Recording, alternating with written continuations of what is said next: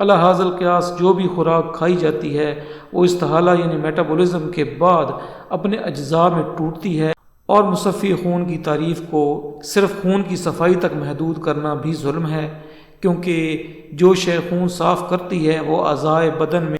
ناظرین، ایلوپیتھی طریقہ علاج میں خون صاف کرنے والی ادویہ کو علم طب میں مصفی خون کو درجہ بندی کے لفظ سے تعبیر کیا جاتا ہے۔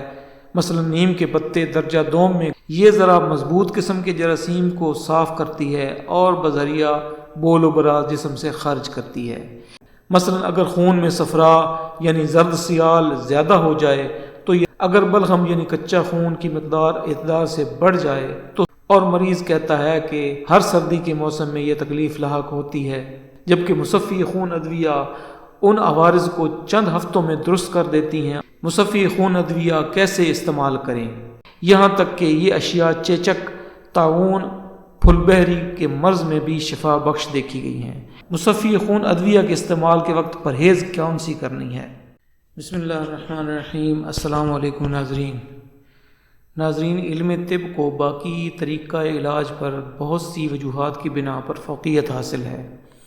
اس کا ثبوت بھی موجود ہے کہ احادیث مبارکہ میں پورا باب طب پر موجود ہے، یہاں تک کہ مختلف قدرتی اشیاء مثلا زیتون، سبزیوں میں کدو کا تذکرہ بھی موجود ہے۔ حدیث پاک میں ہے کہ شہد میں شفا ہے، یہ اخلاط ثلاثہ یعنی بلغم، صفرا اور سودا کو خارج کرتا ہے۔ جدید تحقیق کے مطابق شہد مؤثر مصفی خون ہے، کدو خون کو پیدا کرتا ہے، اور اب سائنسدانوں کا اتفاق ہے کہ کدو خون کو صاف اور رقیق بھی کرتا ہے۔ دور حاضر میں خوراک خالص نہیں رہی، یہی وجہ ہے کہ اکثر دیکھا گیا ہے کہ جن پھلوں اور سبزیوں وغیرہ کو کسی وقت ہضم، خون بڑھانے، خون پیدا کرنے کے لیے استعمال کیا جاتا تھا، اب یہ کام ان اشیاء سے ہوتا ہوا نظر نہیں آتا۔ مثلا مولی کا ذائقہ اگر خود اگائی جائے اور پھر کھائی جائے تو کچھ اور ہوتا ہے، جبکہ بازار سے خریدی ہوئی مولی کا ذائقہ مختلف ہوتا ہے۔ ایسی ہی مثال بند گوبھی کی بھی ہے، کیونکہ ان کی مقدار حجم وغیرہ کو بڑھانے کے لیے کھاد کا استعمال کیا جاتا ہے۔ علی ھذا القیاس جو بھی خوراک کھائی جاتی ہے وہ استحالہ یعنی میٹابولزم کے بعد اپنے اجزاء میں ٹوٹتی ہے، اسے کیٹابولزم کہتے ہیں۔ اسی دوران اس میں سمائے گئے کھاد کے اجزاء بھی ہضم کے بعد استحالے کے مرحلے سے گزرتے وقت خون میں شامل ہو جاتے ہیں۔ اب اگر کھائی گئی خوراک خالص ہو تو خالص اجزاء خون بناتے ہیں، ورنہ ناقص اجزاء اور زہریلے مواد پیدا ہوتے ہیں۔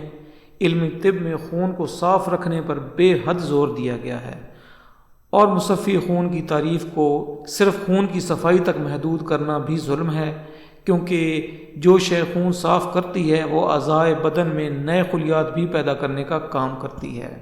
ناظرین، ایلوپیتھی طریقہ علاج میں خون صاف کرنے والی ادویہ کو antibiotic, antifungal, antiviral وغیرہ کے نام سے پکارا جاتا ہے، مگر یہ مخصوص جراثیم پر ہی فعل انجام دیتی ہیں۔ علم طب میں مصفی خون کو درجہ بندی کے لفظ سے تعبیر کیا جاتا ہے۔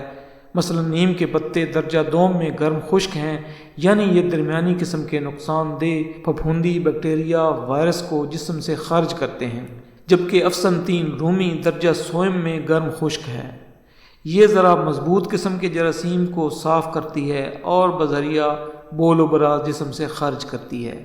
قدیم حکماء نزلہ، زکام، کھانسی کے علاج کے لیے بھی دوا کے ساتھ مصفی خون جڑی بوٹیاں کھلایا کرتے تھے، مگر آج کل کیونکہ اطباء اس امر کا خیال نہیں کرتے، لہٰذا مریض کو چاروں ناچار صرف سمٹمز کو دور کرنے والی ادویہ ہی استعمال کرنی پڑتی ہیں۔ خون میں فساد مختلف اجزاء خون یعنی بلغم، سودا، صفرا، سرخ خلیات، سفید خلیات، خلیات برائے انجماد خون کی مقدار کو اعتدال سے دور ہونا شامل ہے۔ مثلا اگر خون میں صفرا یعنی زرد سیال زیادہ ہو جائے تو یرقان، تیزابیت، خارش، بال گرنا کی شکایت ہو جاتی ہے۔ اگر بلغم یعنی کچا خون کی مقدار اعتدال سے بڑھ جائے تو سستی، لاغری، قوت حافظہ میں کمی جیسی شکایات پیدا ہو جاتی ہیں۔ اگر کسی وجہ سے سیاہ خلط یعنی سودا کی مقدار اعتدال سے بڑھ جائے تو مالی خلیہ، جنون، وہم جیسی نفسیاتی کیفیات لاحق ہوتی ہیں۔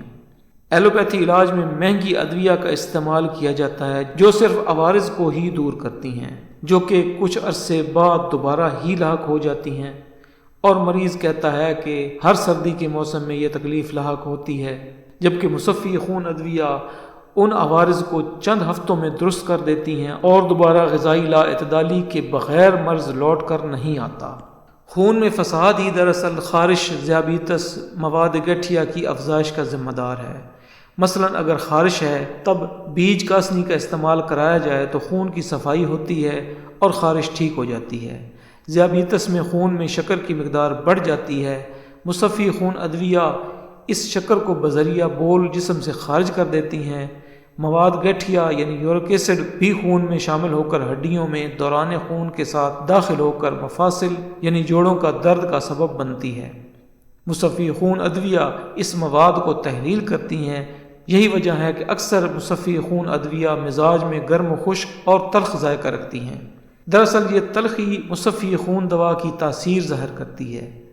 جتنی تلخی ہوگی اتنی ہی زیادہ امراض اور جراثیم سے بدن کو خارج کرنے کے کام آتی ہے۔ ایسی صورت میں پہلے ہدایت کی جاتی ہے کہ مریض اس پغول کا استعمال کرے، پھر 1 گھنٹے وقفے سے مصفی خون دوا دی جاتی ہے۔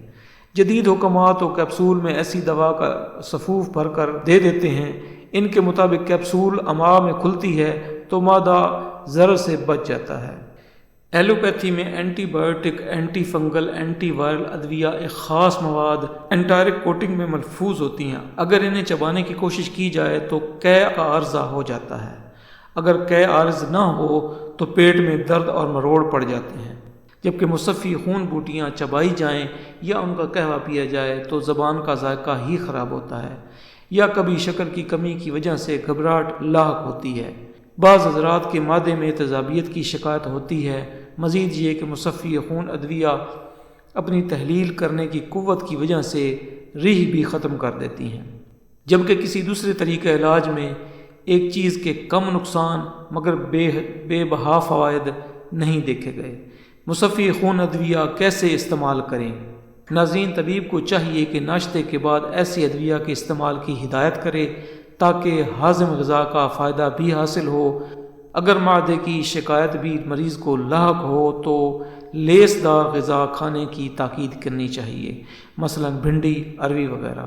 یہ خوراک ثقیل ضرور ہے مگر مصفی خون ادویہ کی قوت ہضم ان خوراکوں کی اصلاح کر دیتی ہے۔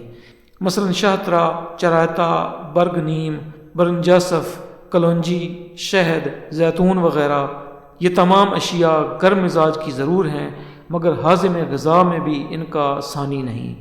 یہاں تک کہ یہ اشیاء چیچک، طاعون، پھل بہری کے مرض میں بھی شفا بخش دیکھی گئی ہیں۔ ملیریا، بخار، پھوڑے، پھنسیاں وغیرہ کا علاج بھی مصفی خون ادویہ سے بخوبی ہو جاتا ہے۔ مصفی خون ادویہ کے استعمال کے وقت پرہیز کون سی کرنی ہے؟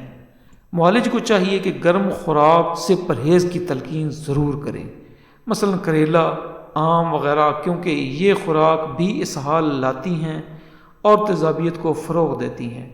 کریلا خوراک کے ساتھ مصفی خون بھی ہے، یہ شوگر کو اعتدال پر لاتا ہے۔